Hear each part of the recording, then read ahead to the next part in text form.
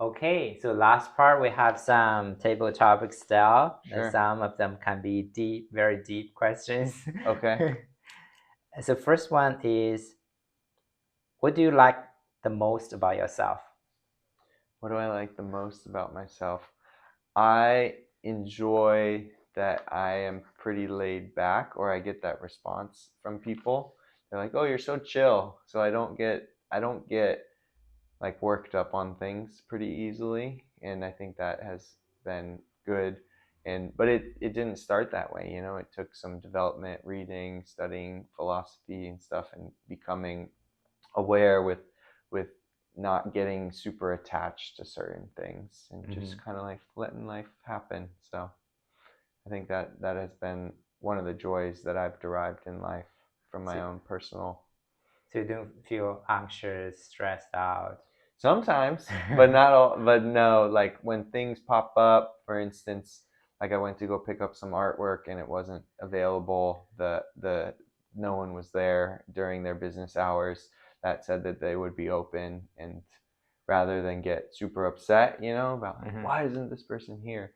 You know, it's like, oh, whatever. All right, I guess I'll just walk around in La Jolla and, you know, just like enjoy the day and come back another day. So Yeah.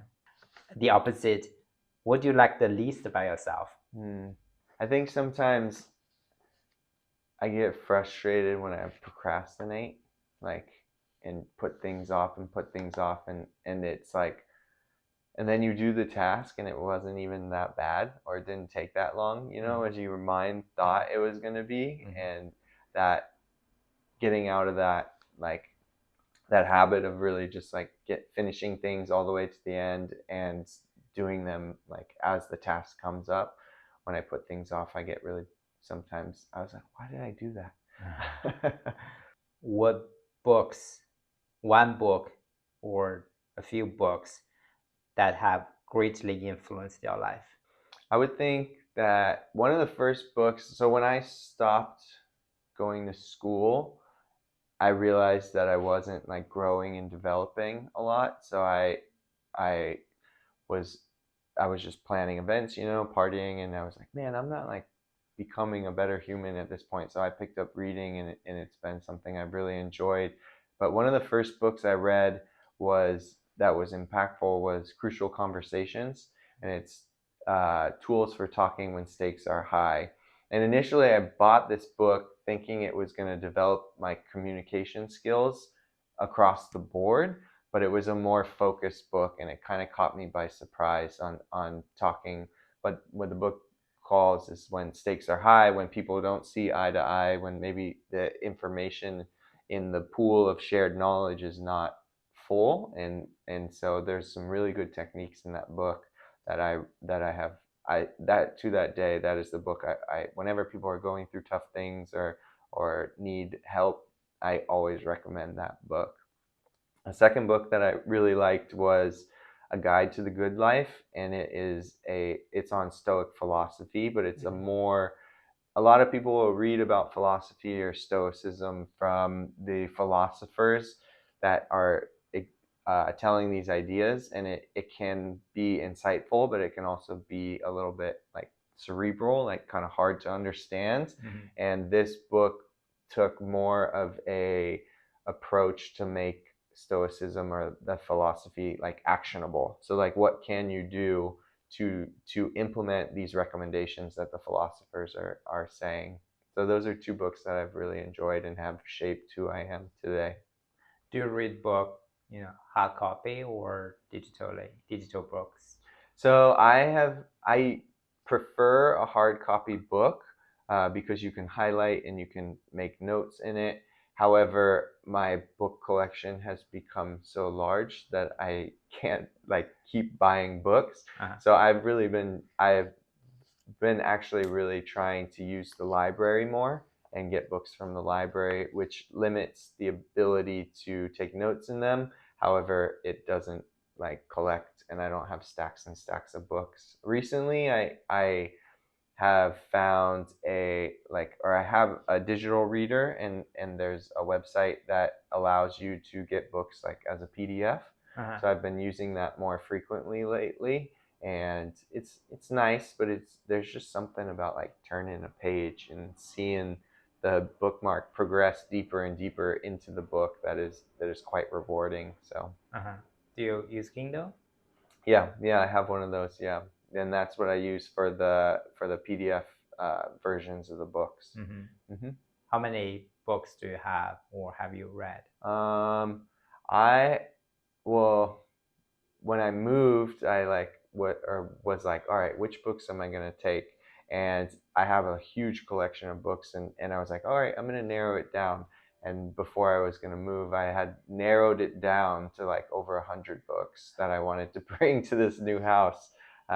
So I have a lot of books. I'll read anywhere from about like 60 to 80 books a year. The next question is, what is one of the best or most worthwhile investment you ever made? I think, okay, so from a monetary standpoint, um, starting a retirement fund for myself was one of the best things that I've ever done, because I'm independently contracted for a majority of my work. So people aren't doing that for me. They're not setting up a retirement fund where my money can go into it. So I have to do that for myself. So doing that and hitting those limits year to year is like really it's one of the best things that I'm doing for myself. And other ways that I think, or investments that I've made, is really just like reading and not like stopping learning. I stopped the conventional like learning, going to school and getting a degree in that sense, but I haven't stopped learning because of the books and the variety of different genres that I read and draw from, or even stories. There's so much in a story that you can learn from. So Do you read mostly fiction or nonfiction? I mostly read nonfiction. And then yeah, so I've been a lot of like business, self-development, philosophy, psychology, and I've started. I realized there's that kind of leaves a void of genres, in the sense of like history or stories, like whether those be true or false. So I've been trying to incorporate more and more of those books, and it's nice because it breaks up. It's not so much like business or self-development. You need the variety to kind of jog your brain to think differently. Next question is, if you could have a gigantic billboard anywhere with anything on it, what would it say and why? One of the phrases that I kind of think about is called "push the flywheel," and it was stated by Ray Dalio. Ridalio. Yeah, and he says that it's like, if you put effort into something at first, it's going to be hard and it's going to move slowly. But if you keep pushing this flywheel, it's going to spin faster and faster and faster and become easier and easier. And so I think that statement has really resonated with me, in the sense of staying committed to what I'm working on. I for instance, I have been doing events for like 13 years. I'm sticking with my public speaking here at Toastmasters for 4 years. Like, staying committed to these things over time will make it easier for us to progress and accomplish things. So if I had that billboard, I think putting "push the flywheel" on there would be cool. I'm not sure if people would really understand what was being said, but it might take them to use their brain a little bit to kind of figure it out. So that's what I would have. How has a failure or apparent failure set you up for a later success? I once avoided a task when planning an event. It was and it was like acquiring insurance. I didn't understand it at that time, and I didn't want to deal with it, so I just like lobbed it onto someone else. I was like, "Oh, you figure this out," and that almost jeopardized the success of the event entirely. For the event, if we weren't able to secure that insurance, then the event wouldn't have happened at all. And it came really down to the wire, and we were like, this event may not happen. And that situation while it's not a complete failure, but it was the avoidance as a responsibility and taking a task on that maybe I didn't totally understand was a life lesson that really stuck with me and has pushed me to be forward. And like, if you don't understand something, especially when dealing with these different requirements or so forth, like ask the people and figure it out, otherwise it's not going to happen. So that was one situation that really impacted me for sure. Next question is, in the last 5 years, what new belief, behavior, or habit has most improved your life? It would have to be fasting. Yeah, that I picked up recently. It's probably been, yeah, maybe just shorter of 5 years, but that has drastically changed the way that I've approached health in myself, and the like just the attention to eating and the attention to taking care of my body, so that it will last me a long amount of time. Another question, I remember the speech you gave recently. How did you get into so much focused on being being healthy? Yeah. Do you want to talk about it? Sure. Yeah. So the journey of health and wellness for me recently was because of the proximity I had to other people that were experiencing health challenges. The first person was my father. My father had to have quadruple bypass surgery, and that was scary because we didn't know at that time if he was going to make it. But then I realized that I was being set up to experience these same situations if I didn't make a change in my life. And so that, coupled with I lost a coworker, she lost her battle to cancer, and to see her go through that was really heart-wrenching. And just other people that are popping up. I had people that have had like strokes, and other people that have gone through heart disease. And for me now, as I understand health and wellness, it's tough to make the decisions to limit what we eat or take these opportunities to be healthier. And but then the way I look at it is, if you don't do that and go through these extremes of being sick, like that's I don't want to do that. So that's why I focus on trying to work through things like day to day. And next question is, who has been a positive influence in your life? My coworker Justin has been a positive influence in my life for sure. He has been a mentor and a partner in business for over a decade now, and to in working with someone for that long of a time, you really get to know them. You really get to they interact in different like situations in your life, and he's lent a lot of guidance to things like from when I was 19. I'm now 32. That's a huge span of like growing and developing. I'm a totally different person, but I've always had Justin there to give guidance or impact my thinking, or help me in situations that I needed help. So I've been very grateful to have someone in that sense. Do you still work with him now? Yeah, Justin and I still work together. We are the managing partners at Courtyard, and then we do events in the city together. So yeah, we don't really have any plans to stop. We're just trying to like keep growing. So what do you say is the biggest accomplishment in your life?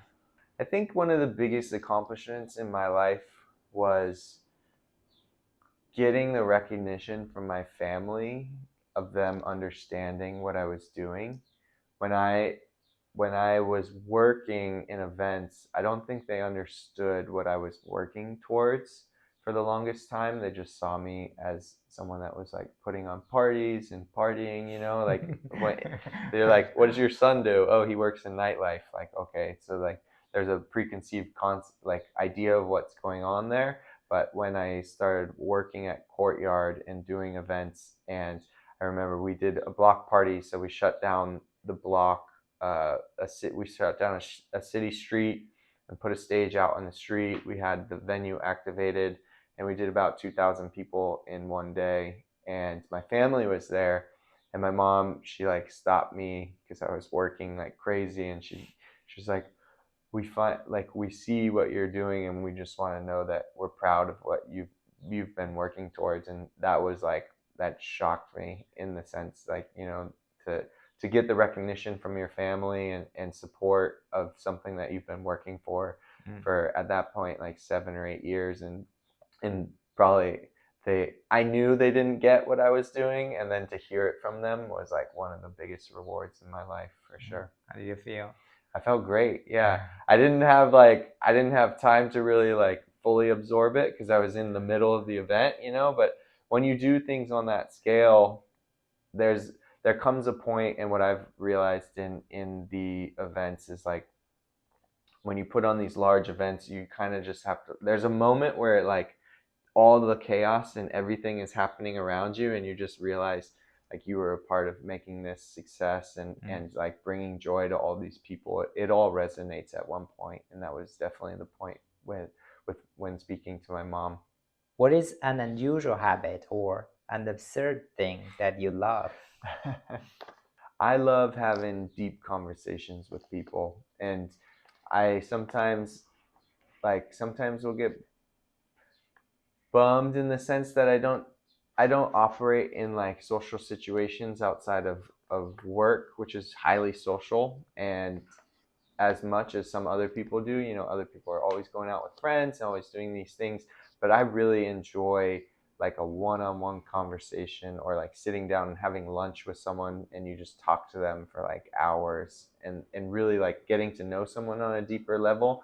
Whereas these other social situations that I'm totally entrenched in at work, it just feels, the interactions are typically very surface level. There will be opportunities to deeply connect with people in these high stimulus event environments, but I really enjoy like deep connection with people. Like this one. Yeah, this has been a great example of it. Yeah.